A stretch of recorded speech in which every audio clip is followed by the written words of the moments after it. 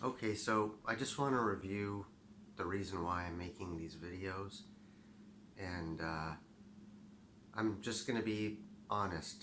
Um, the stuff that I see that people post on Facebook, the news articles, the this, the that, basically the information that is coming at people, um, I think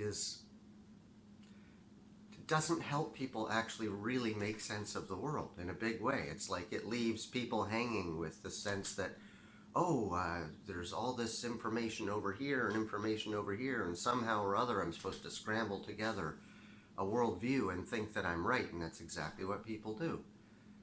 They look for kind of information that either confirms the worldview that they already have, or they seek information to try to develop a worldview, and God help them, because it's it's there's a lot of misinformation. And to be honest, like, do you or I really know that the information that we have is correct? And so, you know, this is why there's an important, really, really important discussion to have about truth and about meaning and about the overall direction of societies. And so I think people get caught up in the minutia of it all, and so this is a step back and looking at things in terms of fundamental forces that are at operation and that have always been in operation, in not just in human life but in life period. So I wanted to talk about how do we begin to talk about these forces, because we have no education about it, unfortunately, and that's the point. Why is this so hard, Paul? It's because we have no education about it. We have education about information, like, that's what we call an education, is some kind of an amassing of information and historical stuff that gives the cultural perspective, and then we end up just being a person, incapable. Anyway, I don't want to go there. But so the study of these forces is what interests me. Okay, what are the two forces? I've described it already in the past. I've described it as a force of mediation and a force of identification. Okay, the force of the two aspects of perception that we participate in. One towards this sense of the immediate world, the uninterpreted reality, unnamed, and the other is in this interpreted reality, the one that is named and where we judge things and so on. So the question today is, how does this relate to love and action? So this is not that hard to see this relationship. So I look out at something. Okay, so right now I'm looking at, actually you can't see it, but I'm looking at a piece of broccoli on the windowsill. And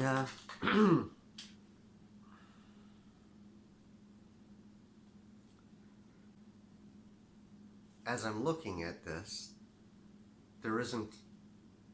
I'm not judging it. Okay, so this is like, there's a kind of gradations. At first I'm looking at it and, quickly, and I say, oh, that's a piece of broccoli, but now I'm actually trying to look at it. And I'm not looking at it as a piece of broccoli. I'm looking at it as something, as an impression of life, and begin to see, as this movement toward broccoli fades away, and it becomes sensitive to the shape and the outlines and the rays of the sun as they're hitting it. I mean, it's really quite beautiful, So we all have moments like this. I've talked about this before. This is a moment of complete appreciation. You see, as I'm looking at it as a piece of broccoli, I'm thinking, oh, I'm going to chop that up, and what kind of sauce am I going to add on it? Stir fry it with some garlic and stuff like this. That's the realm of action. That's the realm of looking at something, judging it, and wanting to make use of it. Just looking at it is in the direction of appreciation. So just a simple example like looking at a piece of broccoli, we can begin to see the relationship between these two forces at play. One force is toward judgment. And why do I need to judge it? Because judgment is ultimately about making use of something. I'm going to go into a little bit a better or more detailed example about that. Judgment is about making use and about having some action. And immediate perception is about appreciation. And this is in the direction of love. When we love something, we're not trying to make use of it, right? We're actually just appreciating it for what it is. There isn't an action plan, like, you know. So, I'm speaking of pure forms of this kind of perception, because, you know, obviously the actual, you know, what the pure distilled, what we could call love, is just pure appreciation for something for what it is.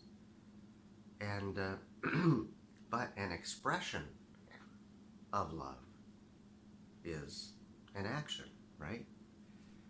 And so why it's kind of neat to think about this, you know, in this bowstring kind of a way of, like, there's two forces. There's the force of pure appreciation, there's the force of action. And in our analogy then, what we're trying to get to is to say that a meaningful relationship with life has these two forces, you know, in balance. What does that mean? It means action that's imbued with love. That is and should be the definition of a real human expression, a great human expression. Now we can look out at the world and see, well, what do we call a great, choose any great man on the planet right now. And we can ask ourselves, oh, is he loving? You know. In a rightly organized society, people would never get into power. There would be no such thing as a powerful, you know, someone who was in a position of power that didn't have these two aspects developed, because we would have an image of what a great human being might be. A great human being might be somebody who has the ability to bring love and action into some kind of a balance. To have only action, we'll get into that, right?